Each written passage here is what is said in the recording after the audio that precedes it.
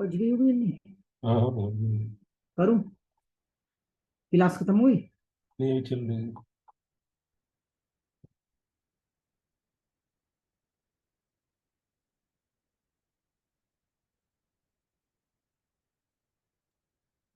Yes. Namaste, friends. Come back to the last lecture today. नमस्कार sir, नमस्कार। Yes. Before going ahead, I just want to offer my respectful gratitude to Khemka sir and ASPUS whole team. Thank you. Okay. So yesterday we have almost somehow completed the sensory ascending and descending tracts. Now we will go to motor neuron lesions. Motor neuron lesions means what? Lesion means any trauma, injury, or any type of shock, blunt trauma, or sharp injury to neurons. Neurons means upper motor neuron and lower motor neuron. There are two types of neurons. The simple idea I will tell you. The neurons or the nerve fibers which are coming from the brain cortex up to the spinal cord through brain is having four important major structures. Just remember, this is cortex, then it is connected below to the thalamus, hypothalamus, and then midbrain, pons, and medulla. Midbrain, pons, and medulla, and the end part of the medulla is directly the starting point of the spinal cord. So the fibers or the nerve fibers or the neurons which are coming from the brain, is central nervous system, to the spinal cord are the upper motor neurons. Correct? Motor neurons means from the brain the motor impulses going towards the body. That are the motor neurons. So upper motor neurons from the brain to the spinal cord, and from the spinal cord it forms a synapses now. Synapse. The motor fibers coming from the brain up to the spinal cord, then it forms a synapse and it connects to the axons of the different nerve fibers, neurons, nerve cells, which are from the spinal cord to periphery, different organs or skin, muscles, joints, like that. These are the lower motor neuron. So UMN, upper motor neuron, and LMN, lower motor neuron. So the lesions of those neurons, what is the cause of the lesion, and means what is the end result of the lesion of those neurons? We will see that.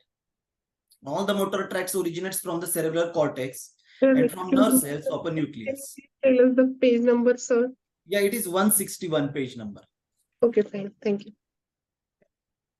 The axons of this descend to spinal cord, that is white matter. These axons form synapses with the new nerve cells, and axons of that nerve cells descend to gray matter, that is anterior horn of the spinal cord. This neuron is known as the upper motor neuron. The neuron which descends from the anterior horn of gray matter synapses with a new neuron whose axons innervate peripheral tissue by traveling through spinal nerve. The neurons which travel through this path is known as the lower motor neuron. This is just a description, but in short, I have already told you just now. There will be different kinds of complaints in case of lesions in any of these neurons and can easily detect according to the symptoms, the level of the lesion. Where at which level of the neuron the lesion is happened, below that and above that, what is the condition of the body, that is described in the following table, which we will see now. See, type of paralysis in the upper motor neuron and in the lower motor neuron. Two parts are there. In the case of upper motor neuron, what happens? The spastic paralysis happens. Suppose the lesion is at the upper motor neuron level, means what? From the brain, means cerebral cortex, to the spinal cord. Correct? That neurons, if something is happened, means some lesion has happened. And what types of lesions are there in the case of upper motor neuron? Which are the causes? That is hemorrhage, any kind of hemorrhage, or thrombus in the blood, or in the blood there are clots, small clots are there. If some clot is being means it is there in, and after that clot, there is no blood supply to the brain tissues. So that may cause a paralysis. That type of paralysis is called as the spastic paralysis. Spastic means what? That is the muscles of whole body, which means if suppose that happens in the cortex or some medulla part, and those fibers are controlling some organs. Suppose say hands. So muscles of the hands become spastic, becomes hard, becomes very tight, becomes spasmodic, twitching or spasms happens of those muscles, and the movements are restricted. That kind of paralysis happens in the upper motor neuron disease or upper motor neuron lesions. Okay, and at the same time, in the different case, means lower motor neuron, if this kind of paralysis happens in the lower motor neuron lesion, means now from spinal cord, means the lower motor neuron from spinal cord to periphery, if those are cut by some somehow because of some injuries or shock or sharp knife here, somebody has pricked the knife here, or in the war something has happened like that. So that paralysis is flaccid type of paralysis. Flaccid means what? Muscles to whom those neurons, those nerve fibers are supplying, those muscles become shrink and flabby. Shrink means that muscle mass becomes loose, flabby. It becomes loose. I have just 2-3 days back, I am having one patient who is having motor neuron diseases. He cannot hold his whole neck. He cannot not hold his neck like this. Neck is just like this only, and his left hand, especially left hand, is not working properly. It is hanging like a pendulum of a watch. Pendulum. So the muscles became shrink. All the muscle mass became shrink and flabby. It became flabby. So there is no movement at all. That is a lower motor neuron disease. So this is the main difference in between upper motor neuron and lower motor neuron. In the case of paraplegic condition and quadriplegic is the lower motor neuron condition, we can say. Yeah, Okay. correct. Now, second point is effect on bone muscles. At least one group, for example, flexor or extensor group, becomes spastic. And in the lower motor, at least one bone muscle is a flaccid. Then third point, on bone joints, associated movements will be present on related bone joint, and reflex will exaggerated. Reflexes will be exaggerated in case of upper motor neuron. Means any stimuli will be, means sensory part is okay in such cases. Means if you will give some stimulus to those part, that will be hyper reflexed. Exaggerated reflexes are there. And in case of lower motor neuron, reflex will be absent. There is no movement at all, even though there is a stimulus. Like then the fourth point is conduction of bone muscles. Here is a vesting, and in the case of lower motor, vesting, both side vesting of the muscles. Then fifth point. What is mean by vesting, sir? Vesting of the muscles means its muscle mass is becoming shrink. It becomes shrink, and muscle mass is becoming going down and down. Loose mass. Loose or weak. Yes, correct. Okay. Then fifth is reflex, deep and superficial. In the deep, if you will give the deep reflex, it is present in case of upper motor, and in the lower motor, it is absent. Deep reflexes, and superficial reflexes are weak, and here in case of lower motor, it's a normal. Okay. Then sixth point is a disease. In which cases this upper motor neuron disease is happening? Cerebral hemorrhage, just now I told you, and cerebral thrombosis. If some thrombus is plucked inside the blood vessels, which are supplying to the cortex or the brain area, brain tissue. And in case of lower motor neuron, progressive poliomyelitis, progressive muscular weaknesses, this type of diseases. Okay, now come to the lesions of the spinal cord, especially now not upper motor neuron, lower motor neuron, directly spinal cord. If somebody is in some war or somewhere, if somebody has cut the spinal cord directly, or somebody has fell from the first floor or second floor below, and the spinal cord is being lesioned, injury to the spinal cord is happening, then what happens? There will be lesions in spinal cord if attacked by knife or maybe due to the gunshot. The complaints will be different in case of hemisection of spinal cord or the complete transection of it. Hemisection means half of the part is being injurious, means cut, and means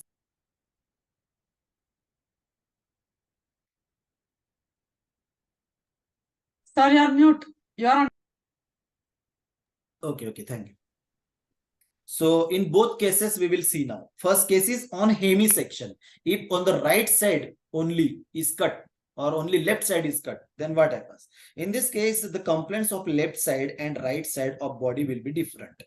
On the hemisection side, means where the injury is there, hemisection side, severe pain at the point of lesion, there will be absence of organ posture and vibration sense. Okay, means any organ posture is not default there, not faulty there. Okay, and vibration sense is there. At the level of the lesion, there will be lower motor neuron lesion, and below the level of rupture, there will be upper motor neuron lesion. Okay, this is okay. Above the cut or above the injury is lower motor neuron lesion, and below the level there is a upper motor neuron lesion. Now B, on the intact side where there is no injury, on the intact side there will be absence of pain, coarse touch and thermal senses. Means he will not feel any reflex. Correct? Now second case is complete transaction. Completely it is cut. Now in this case there will be the symptoms no matter spinal cord is ruptured at which level, but the symptoms are like this. The nuclei of brain will regulate their normal function. There will be no confusion in patient's brain. Okay, there will be, means I have seen one patient who has come to me for acupuncture treatment. He is having this motorcycle, it's a four-wheeler accident, and he's having the spinal cord injury at the level of lumbar spine. So he don't have the sense of urination, defecation, or any. Both the legs are just like a pendulum. They are just moving like a pendulum. There is no sense of touch or any reflex to both the legs. But even though he has a one driver and he used to come to my clinic, and he just hold him, he just put on the bed to that patient. Patient was very intelligent. He was very sharp. He is a public speaker. He was teaching so many students. But the thing was, both the legs were paralyzed completely because of that spinal cord injury at the level of spinal vertebra, lumbar vertebra level. So below that, where the injury has happened, below that he don't have any sensation. But the thing is, his whole body was working, means above that spinal level injury. That body was working, and which was very fine. He was very intelligent in his memory and all that. So in such cases, brain takes the means upper motor neurons. They are taking the pose of all the body functions. Okay, role of body functions. The example which you are told, such problem mostly coming in the defense sector. क्योंकि वो को मतलब injury मतलब field पे war field या मतलब war field हमेशा नहीं होता है, जैसे बॉर्डर पे है वगैरह तो इंजर्ड होते हैं, तो ऐसे केसेस हो सकते हैं, या कभी प्लेन क्रैश होता है वगैरह, तो ऐसे अपना पूना में है ना, तो पैराप्लेजिक सेंटर है, वहां पे सारे ऐसे ही केसेस होते हैं. Yes, correct. So then B point, there will be hyperesthesia around the body at the level of transverse section of body. Means where the transverse section, the injury has happened, there is a hyperesthesia, means exaggerated responses. Then there will be disturbance in sensory and motor functions of the organs below the level of transverse section of the body. Correct. Below the level. Then D is spinal shock. If somebody is getting this shock at the spinal level, in this situation, the peripheral blood flow may be absent or less in body. The blood pressure will be low. The body tissues will get less oxygen and nutrients. E, the skin will be dry and without luster, and there will be bed sores due to the lack of the blood flow. F, according to the level of the transverse section, if it is at the level of cervical level, C4, the breathing will be stopped. Breathing will stop, correct? If it is at the level of the cervical, C5, there will be paralysis of all the four limbs. That is quadriplegia. Okay, you have to remember these points. C4, breathing will stop. C5, at the level of C5, quadriplegia. If it is at the level of thoracic level, there will be paralysis of legs, paraplegia. And their quadriplegia means both the hands and both the legs. And paraplegia means both the legs only. And there will be also swelling and cramps in the organs below the level of transverse section. Correct. Then if it is at the lumbar level, there will be paralysis of both the legs. Okay. Then there will be absence of any sensory senses below the level of the complete transverse section. Correct. Sensory as well as motor part has gone. Now the sensory sense of injury, urinary bladder and rectum will be absent. See this. That was the case. And so excretion will be uncontrollable or automatic. So he has to wear absences of deep and superficial reflexes. Both the reflexes are absent. See, below is the diagram. We will see that diagram later. First, we will come to the brainstem. Next page, 164. So transverse section means which section, sir? Transverse section means suppose this is a spinal cord and I have to cut this. Horizontal section. Yeah, correct. Okay.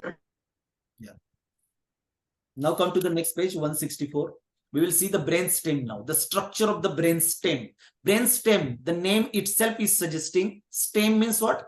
The stem of the, just like a stem of the tree, stem of the tree which holds its branches, its leaves, its fruits, everything. Because of the stem, the whole tree is surviving. So stem, brain stem is the part of the brain, whole brain, the base of the brain.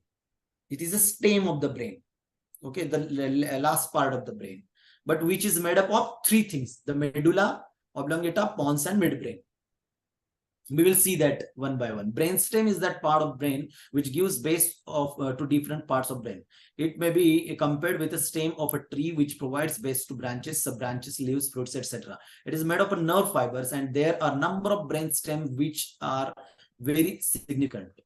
It has three parts. See these three parts: medulla oblongata, pons, and midbrain. Now we will see first medulla oblongata. Now you can see that on page number 163, that diagram. Where is the midbrain? Where is the medulla? And where is the pons? Okay. See, pons is the middle part. You are seeing this midbrain part. Okay, midbrain part. Just below the midbrain, there is a pons before medulla, where those both the circles, half circles, semicircles are there. That is the cerebellum part. In between that cerebellum, two hemispheres of the cerebellum are there, right hemisphere and the left hemisphere. In between those, both the hemisphere of the cerebellum, the inside part is called as the pons, just below the fourth ventricle. Okay, just below, inside the fourth ventricle, there is a part which is called as a pons. And you can define, they have defined the part of pons in the different figure, just near to that one figure, first figure. Second figure is there, midbrain, pons, and medulla. They have shown there. Okay, and cerebellum is just a hanging part on the both the sides. Now we will see the medulla oblongata. Now you can tell me, where is the medulla oblongata's position? The cerebrum. This is cerebral cortex, no? First part of brain, whole part of the brain, two hemispheres, right cerebral part and the left cerebrum. In the last part of the cerebrum, there is a hypothalamus. Okay, and the last part of the hypothalamus connects to the medulla oblongata. Okay. The spinal cord is flat in cranium and attached to pons. Bundle Now pons and spinal cord. Bundles of nerve fibers come out from both left and right sides of it and enter into the cerebellum of same side, known as inferior cerebellar peduncle. This cord has number of significant nuclei which are divided into 3 parts according to their functions.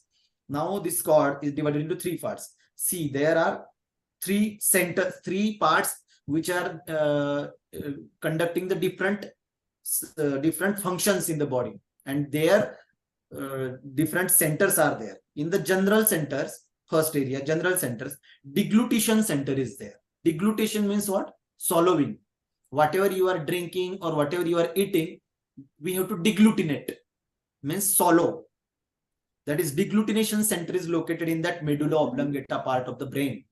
Okay, deglutination center means anything which are put into the mouth, we have to deglutinate that, swallow that thing, and it goes into the stomach because of the function of this deglutination center, which is located in the general center area of the medulla oblongata.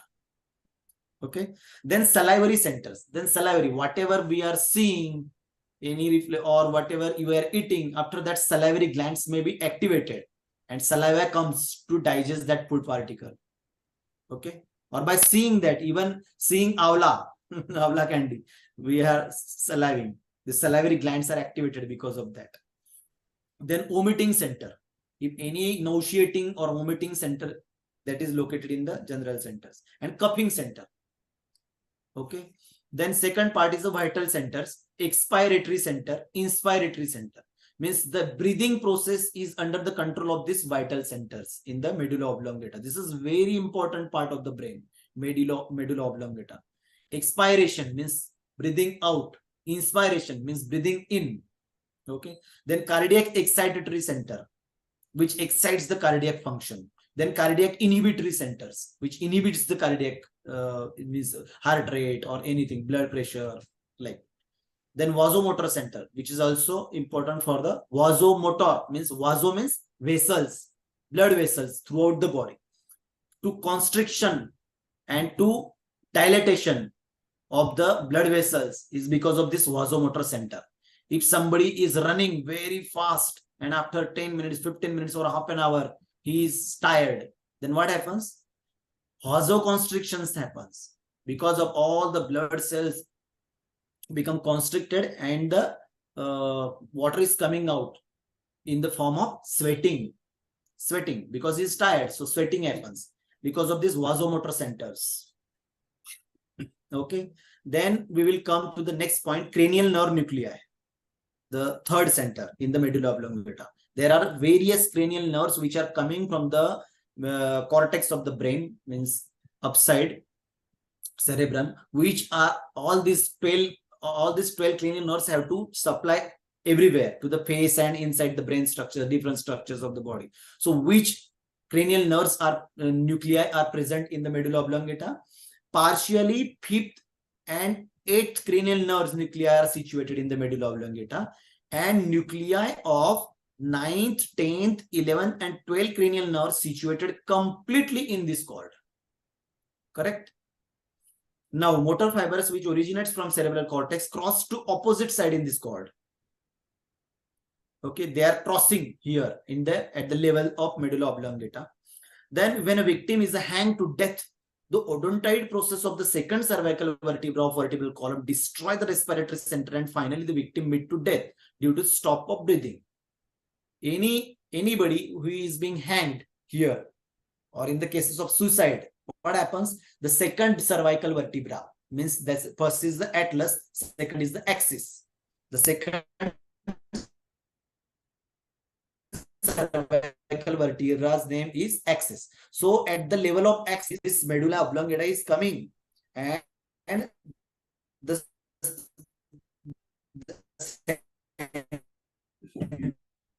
of odontoid process destroy the respiratory center. Means the respiratory. Sir, your voice is cracking. Which we have seen just in the second part of that, destroy and breathing stops, and that's why the patient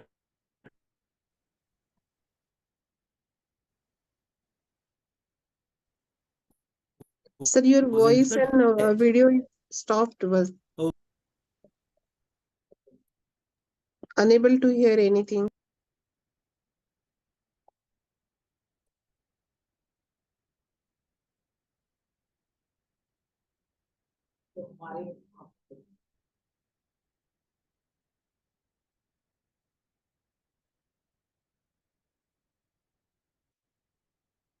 Okay, now am I audible? Yes, sir.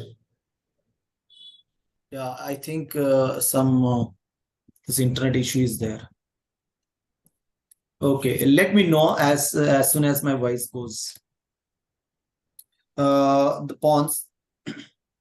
The pons is the junction now at the medulla oblongata and midbrain. So it has the nerves from medulla and midbrain, and it is connected to cerebellum by middle cerebral peduncle. This is the middle cerebral peduncle part. This part of a brainstem does not have any spatial structure, and it is difficult to recognize the fibers of sensory and motor tracts separately, which are running through it. It is a structure of nerve cells and glial cells, which has following nuclei of centers. Following nuclei are there in the area of the pons. Now, first is the pneumotoxic. Okay. Pneumotoxic centers and apneustic centers. Apneustic centers and pneumotoxic centers. In the upper area of the pons. Pons is divided into two parts now, upper pons and lower pons. Lower half and upper half. Upper half, there are pneumotoxic centers. Pneumotoxic centers means what? They are the fine tuning of breathing. Inspiratory and expiratory inhibitors are there. Fine tuning of the breathing means somebody is walking very fast, then his breathing is ultimately increasing. So to lower the rate of the breathing, this center is being activated, pneumotoxic center. Okay, pneumotoxic centers inhibit the inspiration and expiration ratio, and then it comes to the normal level of the breathing. So pneumotoxic center and apneustic center. Apneustic center is the it is situated in the lower pons, lower half of the pons area, and it excites the inspiratory center for long and deep breathing. It is especially for inspiratory center, and pneumotoxic, it is the expiratory center. Okay. Now, both of these centers together affect the functions of respiratory center situated in the medulla. Okay. Then second is partial part of the 8th cranial nerve is there in the pons. Then complete part of the 7th and 6th cranial nerve is there in the pons. Come to the next part, midbrain. Okay. Sir, This is the last part of the... Sir, one part. Sir, here, pneumotoxic is related with the fine tuning of breathing. Means it is a inhale or exhale both, or only exhalation. Expiratory means breathe out. Yes, breathing out. Only expiratory center, especially inhibiting the expiration. And the apneustic center is for the inspiration. Means breathing in. Breathing. Yeah, Okay. breathe in. Then come to the next, midbrain. This part of the brainstem has named according to the old pattern when the upper part of the brain is known as the forebrain and medulla is known as the hindbrain. The upper end of the it is related to thalamus. Means midbrain's upper part. You can see the diagram again and again on page number 163. Midbrain. Okay. We have seen medulla, we have seen pons. Now it's a midbrain. The midbrain part is upside. It is pineal body, pineal gland, and it is connected to the cerebrum. Means thalamus, hypothalamus, and thalamus. Means hypothalamus is connected to the midbrain part now. Okay. As well as other important parts of cerebral cortex. It is connected to cerebellum by superior cerebellar peduncle. Now both the hemispheres of the cerebellum are connected here. It has following centers. Which centers it is having? It has two pairs of centers at different level. One is a superior colliculi and the second is inferior colliculi. See now, superior colliculi is the oval shaped solid structure which is related to visual reflexes, and inferior colliculi is a oval shaped solid structure which is related to auditory reflex. Okay, visual reflex and auditory reflex. These are having superior colliculi and inferior colliculi, and that is two pairs of these centers are located in the this midbrain area, which is connected to the cerebellum ultimately. And the second is the center of cranial nerve of third cranial nerve, fourth and fifth. So all these 12 cranial nerves are covered into these three parts of the brain stem. All the nuclei present in this brain stem area, means medulla oblongata, pons and midbrain. Okay, now we'll go to the cerebellum. We will see that both the semicircle area now, both sides. You can see in the in the diagram on page number 163. Cerebellum part. Okay, inside there is a fourth ventricle situated, and below there is a pons area. So now we will see cerebellum part. Okay, the proprioceptive impulses of cerebellum, which produce contraction in bone muscles, which give movement to bone joints, is known as head ganglion. It is well connected to all the three parts of the brain stem, that is the midbrain, pons and medulla. So see this cerebellum part. Cerebellum means kya? It is called in chota dimag. Chota dimag hota hai, like that. Chota dimag, bada mendu or chota mendu. So chota dimag is this cerebellum. It gives us the balancing mechanism of our body. Everything is under the control of this cerebellum. So these three parts of the brain stem, means pons, medulla oblongata and midbrain, all are connected to this cerebellum part. Below cerebellum there are all the three parts. Now it is like a tax booth. See, this is a toll naka, Jakat naka. Toll naka is there on the highway. On both the sides of the highway there is a toll naka. So to go ahead there is a toll naka. So like a tax booth between cerebral cortex and spinal cord, to whom every ascending tracts and descending tracts report their impulses. So every tracts which we have seen till today, all the tracts, spinothalamic tracts, any tracts, all the tracts have to pay their impulses. Means all the impulses being recognized here properly, and accordingly the reflex is being produced because of this cerebellum part. Cerebellum compare both type of impulse and report the cerebral cortex. For example, motor impulse sent by cerebral cortex to arm to make the house fly away. See, which is sitting on the nose of that person, and sensory impulse generated by the function of the arm. The information of both the impulse is sent to cerebellum. If motor impulse failed to make the arm work, or the speed of arm is less or high, both are compared and informed to cerebral cortex. Okay, you understood this? If some housefly is sitting on the nose, okay, we have recognized this housefly is sitting.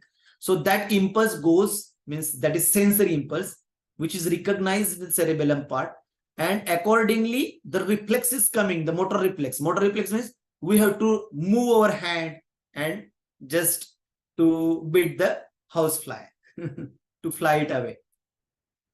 The functional unit of cerebellum is long-necked flask-shaped nerve cells, which are known as a Purkinje's fiber.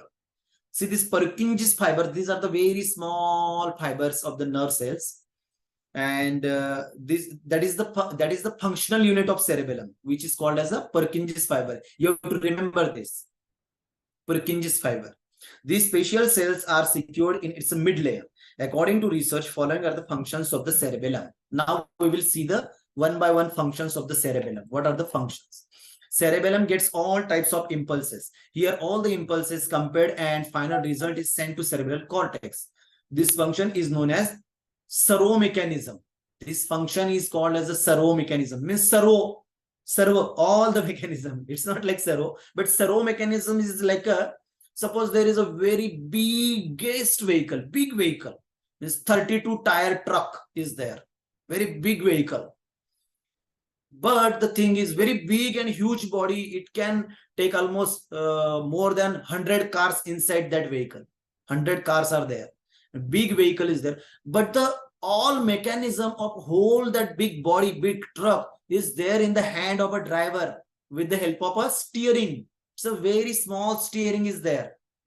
And only one, with the help of one leg, he can stop that vehicle with the help of brake. Brakes are there, steering is there to go here and there.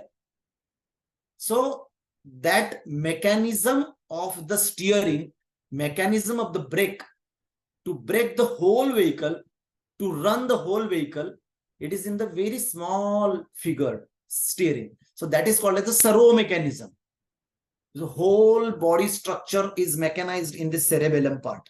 So all the impulses from whole body going up to the brain, and from the brain all the motor impulses going down to the body, that are recognized, and accordingly reflexes are produced in the cerebellum part. So cerebellum is a servo mechanism system of our whole body.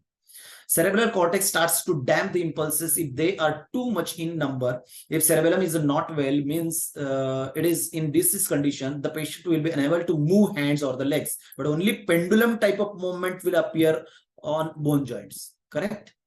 Then third, to perform the work, cerebellum produces movement in hands and legs, and it has the power of prediction, which help the limbs to reach at a particular point. Okay, that power which is given by the cerebellum. If a person wants to pick up a thing, okay, the reaching of hand to that thing is known as prediction. Means suppose our eyes are closed and we have to put our index finger on the tip of our nose.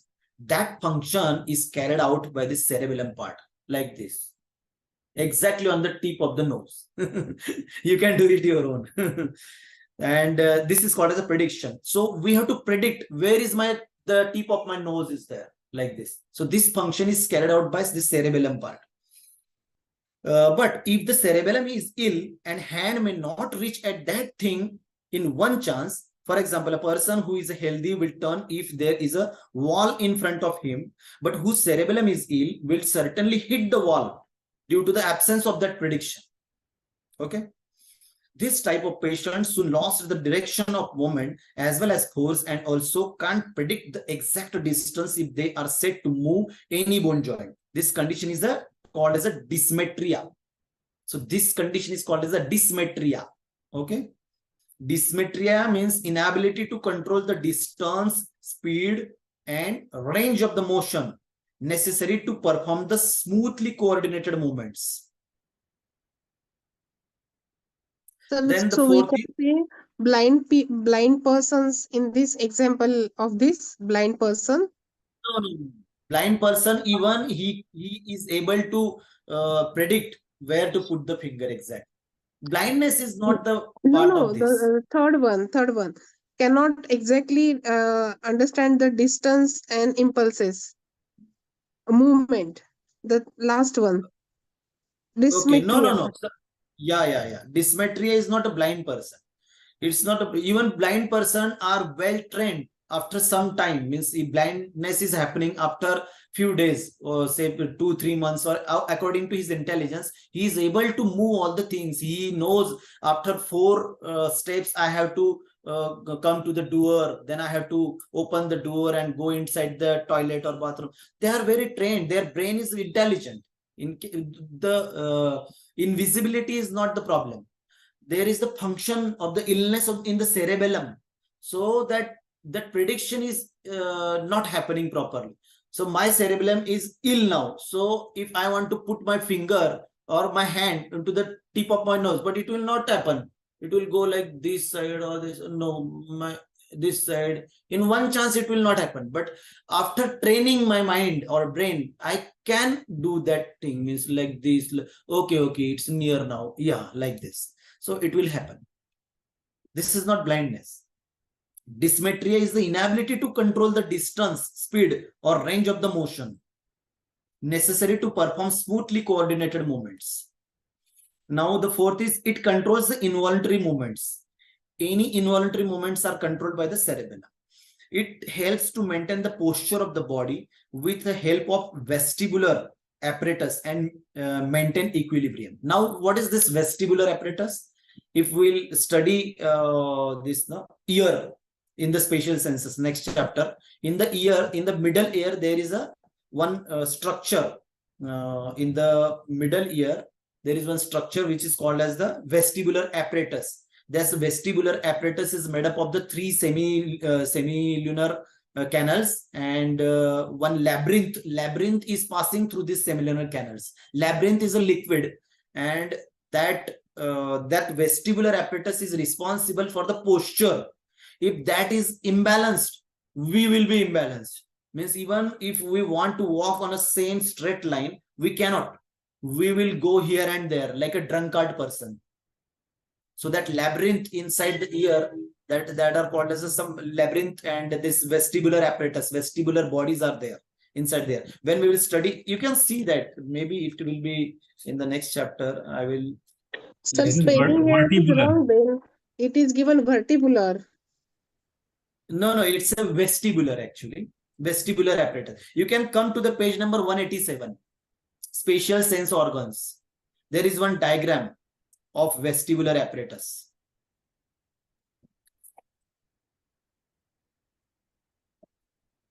Which page number, sir? Page number 187. Okay.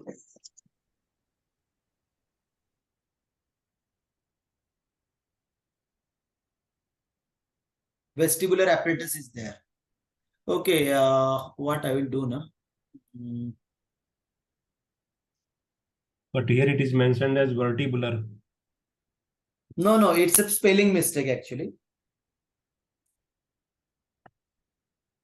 It is not vertibular, it's a vestibular. The R should be S, vestibular. So many spelling mistakes are there in the book.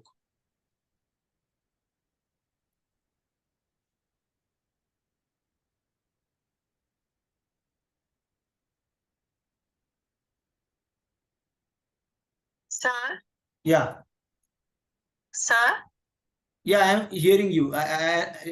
You just tell me what. Sir वो छोटे बच्चे होते तो sir उनका भी movement पूरा stable नहीं होता है, तो उनका भी सेरिब्रम जो है वो पूरा डेवलप नहीं होता है, इसलिए सर, या बड़े होते होते पूरा डेवलप होता है तो फिर सब स्टेबिलिटी आ जाती है, जैसे छोटे बच्चे मूवमेंट में और उसमें स्टेबल नहीं होते, गिरते पड़ते ऐसे लड़कते हैं, तो सर वो क्या होता है? If there is a palsy, that is called as a cerebral palsy, cerebral. If cerebral palsy is there, then those children will have that problem. Otherwise, this happens generally after the age of 40. These vestibular bodies are, in some cases, these vestibular bodies are not stable. That labyrinthitis is one type of a disease. Labyrinthitis means I will show you in one diagram. Yeah, you can see here. This is the vestibular. My screen is visible? Yes. Yeah, see this. Yes. This is superior, this is horizontal, and this is posterior semilunar canals. Okay. This is cochlea, which is connected inside to this utricle. This is one part utricle, and this is the second part saccule. Saccule and macule. This is maculae, this is saccule, this is maculae part. Okay, this is saccule part, and this is utricles. These are the utricles, and these three are superior, horizontal, and posterior semilunar canals. And this is cristae within ampullae. These are the crystals in the ampulla. This cochlea is connected to this utricle, saccule, and macule, and these three semilunar canals are there through which this labyrinth liquid is flowing. And that this whole canal, this whole part is called as the vestibular apparatus. If this labyrinth, its pressure, its proper proportion is proper, then only our posture is maintained. Otherwise, this, in some cases, I had this experience one time, just 2-3 years back. I was sometime only for 10 to 15 seconds, my balance was not there, and just I was feeling vertigo sensation. So I came to know this about this labyrinthitis. I took some homeopathic pills and I used this point number triple warmer 10 sedation. So fast relief in this case, according to TCM.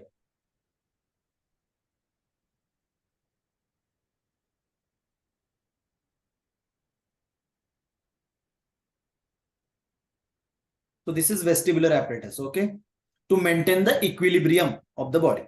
A person whose cerebellum is ill will not be able to walk on a straight line, but stagger like a drunkard through. He will try hard to control, but will fail. To move more than one bone joint at a time, he will lose the synchronization between them. This condition is known as the cerebral ataxia. Now, cerebral ataxia, what is meant by ataxia? The difference between this dysmetria and ataxia, loss of muscle coordination due to injury of cerebellum, is called as the ataxia. Means suppose this movements at the same time, all the three joints I have to move: wrist joint, this shoulder joint and elbow joint at the same time. See, like this. At the same time, all the three joints are moving: the wrist joint, elbow joint, as well as this shoulder joint. At the same time, these three joints I can move. Even 6 joints I can move, even the legs or like that. So this movement will not happen. So muscle coordination will not happen if the injury is there in the cerebellar part. So this is called as the cerebral ataxia. Okay. Then the cerebellum of which side is damaged, that side of eye will show nystagmus. On suppose the right side of the cerebellum is having injury. So what happens? Nystagmus will happen in the right side of the eye. Nystagmus means what? That is the rapid movements of the eyeball, which are the repetitive movements and uncontrolled movements. Like there are 4 types of these nystagmus as happens. Superior nystagmus, superior movements only, upside movements of the eyeball, only downside, only lateral side, or only medial side. This, and 1/5 type is rotating like this, rotating movements of the eyeballs. This is called as a nystagmus. Any one of the 5 types. The rapid, repetitive, uncontrolled movements of the eyes is called as a nystagmus. The face of damaged side will be healthy, but turn and the shoulder of that side will down. The foot of that side will abducted and lateral rotation be outward. If the knee joint is tapped slightly, it will start to move like a pendulum. Yeah, so cerebellum injury causes this all the things. Okay. So now we will come to the next point. We have to cover at least thalamus today. Thalamus. This is an organ made of nerve cells, gray matter, which is situated both sides of the third cerebral ventricle. Third cerebral ventricle. Thalamus part. It is above now. You can see above the this. We have seen just 3 structures. That is pons, medulla, and midbrain. Above midbrain now. That is the thalamus part. And below thalamus, there is a hypothalamus. Hypo means below the thalamus. Now thalamus. It is the part of cerebral cortex situated above the brainstem. Above the brainstem. Both the thalamus are connected to each other with nerve fibers. That is, both the parts know about the activities of each other. It is the sensory relay center. This is very important point. Underline this. Sensory relay center. Thalamus is the sensory relay center for incoming sensory signals and outgoing motor signals passing to and from the cerebral cortex. All sensory input to the brain, except that of the sense of a smell, connects to individual nuclei of the thalamus. The integration of different senses have done here. Integration of different senses. The other functions of thalamus is a healthy person. In a healthy person are not known, but experimentally it is seen that if cerebral cortex is damaged, the ability of sense will be 0. But after a few weeks, he or she will start feeling severe pain. So it is also a sense organ. Though it is a part of limbic system, it is also related to emotions and behavior. This is very important. Underline this. This thalamus is very important for emotions and behavior. Though it is related to reticular formation of the brain, so it is responsible for awakening or consciousness part of a person. Awakening means he is awake, means he is giving the response to the stimuli. Any person which is giving the response to the stimuli means he is awake, he is conscious. Otherwise, he is unconscious. The artery which supply blood to it is thalamo-geniculate artery, and if there is a block thrombus in it, the person will have severe muscular weakness. The person will lost the synchronization during the movement of more than one joint. That is ataxia again. This is spelling mistake. Ataxia. The person will suffer with a phantom limb. Phantom limb. What is meant by phantom limb? In some cases, if in diabetic cases especially, if below knee amputation happens. Amputation means we have to, because of the repetitive ulcers in the leg become decay, and we have to cut the leg below knee. So below knee amputation is the common case in the cases in the case of diabetes foot. So even though his leg is being cut below knee, he feels that there is my leg. That is called as a phantom limb. Sensation is there inside the brain that I have this. Means I have the limb, whole limb. In case of somebody is having in some machinery, something is happened and his hand is cut from here, or in some case, in some person. Though he feel inside that my hand is there, so he starts moving his hand like this, and he wants to pick something like this, even though he is not having the hand. So that sensation remains in the brain, this part in the thalamus. That is called as a phantom limb. That is, the person will unable to tell about the situation of his hands and legs with closed eyes.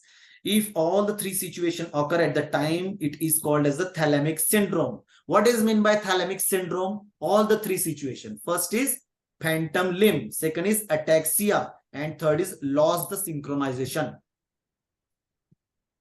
Patient who loses is the synchronization during the movements of the joints. Second is ataxia and the phantom limb. All the three conditions, if happens, that is called as a thalamic syndrome. Okay, now we will go ahead.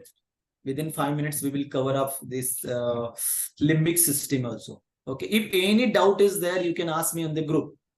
Okay, or personally, no problem. According to human physiology, system means a group of organs which perform a particular function jointly.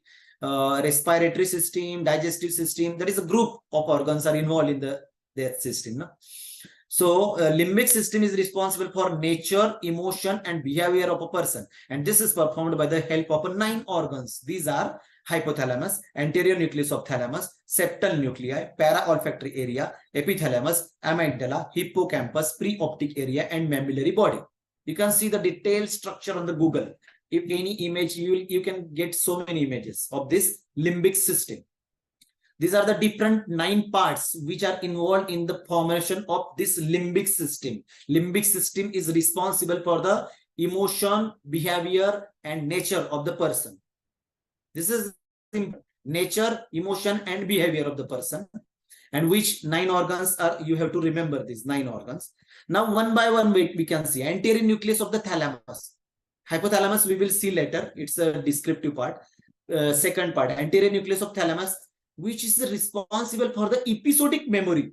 When any episode happens in our life, we can remember that thing, that memory in the storage form, which is supports the spatial learning. It supports this anterior nuclei of the thalamus is supporting in the spatial learning. Spatial learning means what? Spatial learning means any location is remembered. If we are going in the different location by a vehicle in another city, so to remember that location of that particular college or particular thing, to remember and to relocate that location, that particular college, that memory is stored in this part, anterior nucleus of thalamus, episodic memory. and which supports the spatial learning. The second, septal nuclei.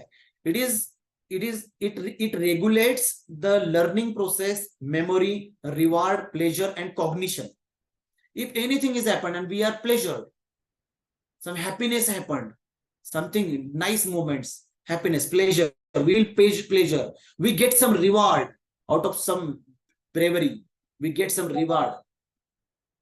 That memory, that learning part, that stores in the septal nuclei. You can just write it down in a one word also, if possible. The fourth is the para-olfactory. What happened?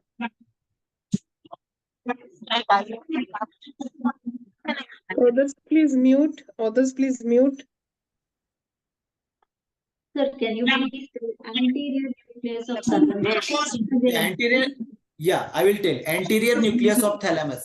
The episodic memory or spatial learning.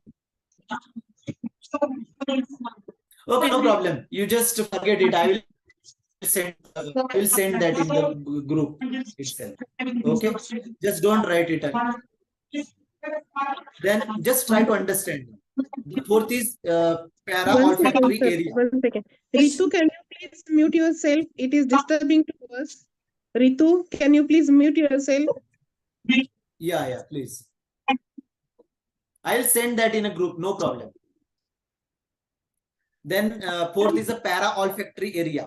Para-olfactory area, which is also called as a Broca. It is regulating the peripheral responses to the stress, like means heart rate or blood pressure. It is regulated by this center, para-olfactory area. Then fifth is epithalamus. This is responsible for the secretion of melatonin by pineal gland, okay, which is responsible for the circadian rhythm.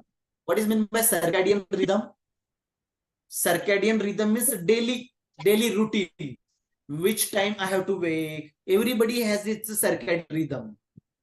Which time I have to wake? Which time I have to take breakfast? Which time I have to like that. This whole part is called as a circadian. Daily routine is called as a circadian rhythm. The natural cycle is the circadian rhythm. That is responsible. Epithalamus is responsible for that. Then amygdala. The next area is amygdala, which is a paired. And Sir, do one thing, sir. You mute from your side to all. It is a lot of disturbance. She is not I understanding. don't have the. Okay. Ritu, can you please mute or Yeah. I can mute. I can mute her. No problem.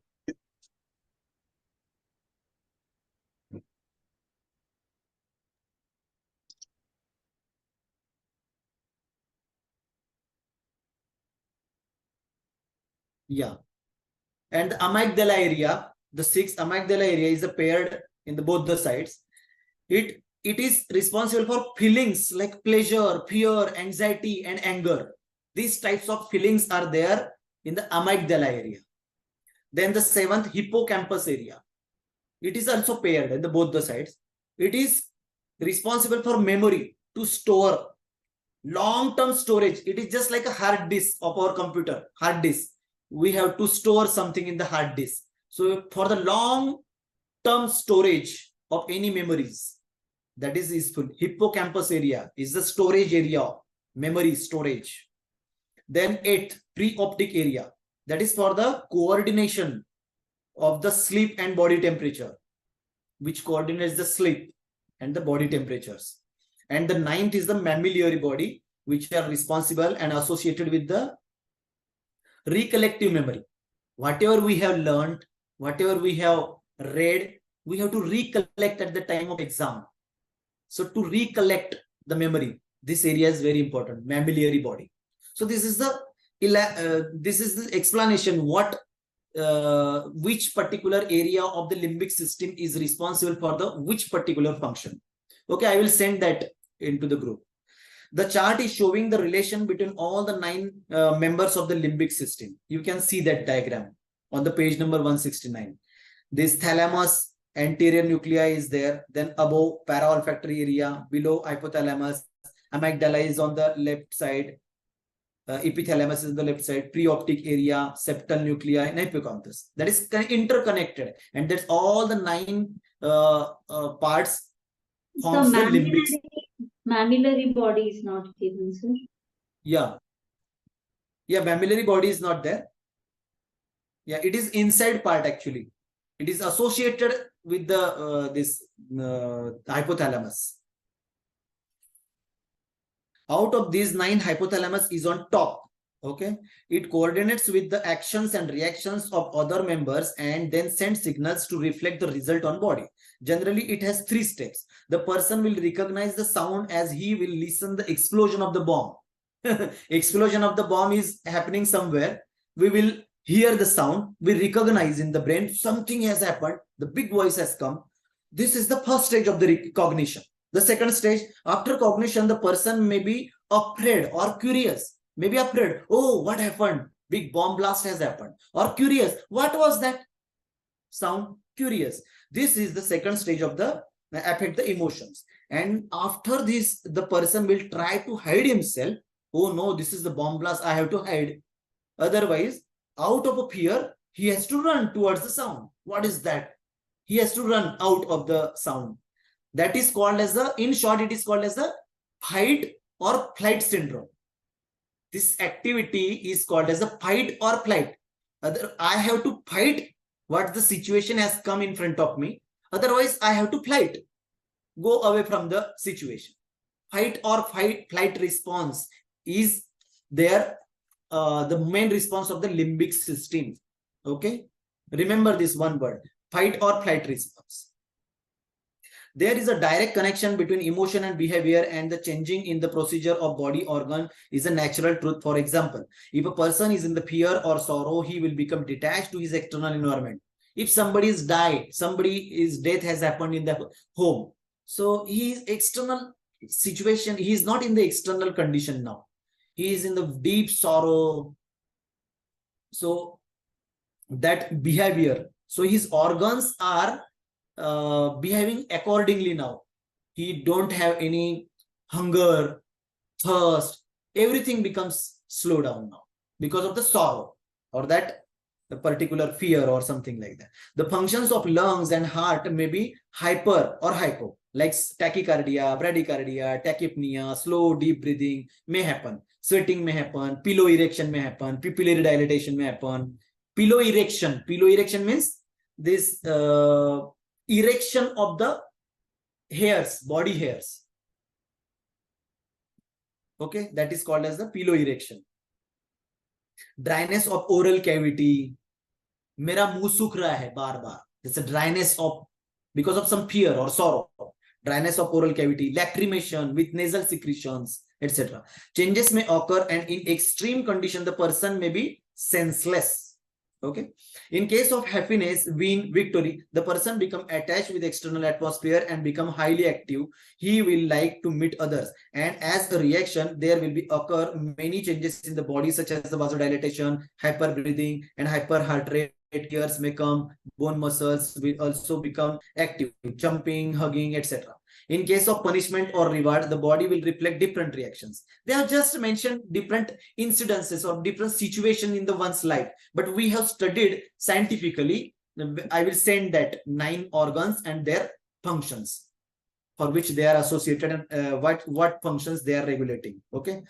Then fourth, emotions of hate and love are opposite to each other. The physical reactions will be different at different level. How emotions and behavior are able to produce different physical reactions in different situations is still unknown. But scientists believe that these reactions are produced by the chemical secretion of cerebral cortex. It is known as the body chemistry. All the reactions of limbic system will be explained with the description of the hypothalamus. Okay. So we will see hypothalamus tomorrow, in the next lecture, next week. Okay. So we will conclude today and continue in the next week. Thank you very much for bearing me. I am going a little faster, but we have to cover all the things actually. Yeah? Whatever difficulties are there, you can ask me. Even privately, you can ask me, or in the group when it will be open. Thank you, sir. Okay, thank you very much. Thank you, sir. Thank you. Thank you, sir. Sir, are you closing the meeting? One doubt, please. What? No, I'm not closing. Somebody is hosting this meeting actually. He will close the meeting. Just मुझे मतलब ये जानना है कि जैसे ये इतने सारे जैसे कि ये पैराप्लेजिक, क्वाड्राप्लेजिक और ये सारे एग्जांपल्स हमने देखे हैं, तो पुराने जमाने में ये टेक्निक नहीं था क्या सर रिकवरी करने का? जैसे कि हम अभी मैग्नेट लगा के क्या करते हैं, जैसे किसी का लेफ्ट इसमें पैरालिटिक है, मतलब कुछ एक्शन नहीं होता है, तो हम उनको देते हैं ना, नीडलिंग देते हैं। तो मिलिट्री वगैरह तो कितना हाई टेक्नोलॉजी होता है सर, उनमें ये सब क्यों नहीं इम्प्लीमेंट होता है सर? हाँ, but the government has to give them permission, ना? क्या होता है? Stopped. Yeah, Okay. meeting is stopped, I think. We'll discuss it later on. Okay, fine. Okay, thank No, you. they have stopped the recording, sir. We can discuss. They Okay, have stopped but the they recording will only. close the meeting. Okay, Okay, fine. okay. So what happens now? Previously, in the olden days also, there was a facility. Acupuncture was doing, means it has happened. Now we are using fine needles, which are made up of the stainless steel or something copper like that. But previously, there were no needles, but bones, the animal bones which are sharpened, those bones are pricked inside the body points, and the acupuncture treatment they used to give. That was the technique previously.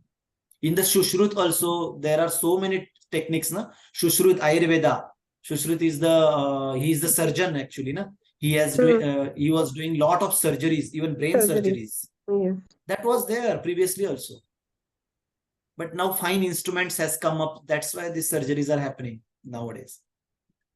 Okay, मतलब पहले के ऐसे भी होता था ना sir, कोई animal का टीथ भी, शार्प टीथ भी हमें लगता था, कोई वेन इंजर्ड होता था, जैसे स्पाइन इंजरी होती होगी उस वक्त, तो एनिमल के इससे ही उसको रिवर्स किया जाता था ऐसे। Yes. Animals के different parts use करके ही होता था, especially bones, the small bones, sharpened bones, उसके हिसाब यार कभी कभी तो पेड़ की डाली लेके ऐसे भी करते थे। Nice sir, explanation. अगर आप पढ़ोगे ना द हिस्ट्री ऑफ एक्यूप्रेशर और एक्यूपंक्चर हिस्ट्री सम बुक्स में, तो वहां पे पूरा डिटेल दिया गया है कैसे वारफेयर्स में जब बाण लगता था तो नीचे लग जाता था तो उसका अस्थमा ठीक हो जाता था, like that so many evidences are there in the history of the acupuncture. Okay, good night. Okay, thank you. Thank you, sir. Thank you sir. Thank you, sir. Yes, thank you, bye.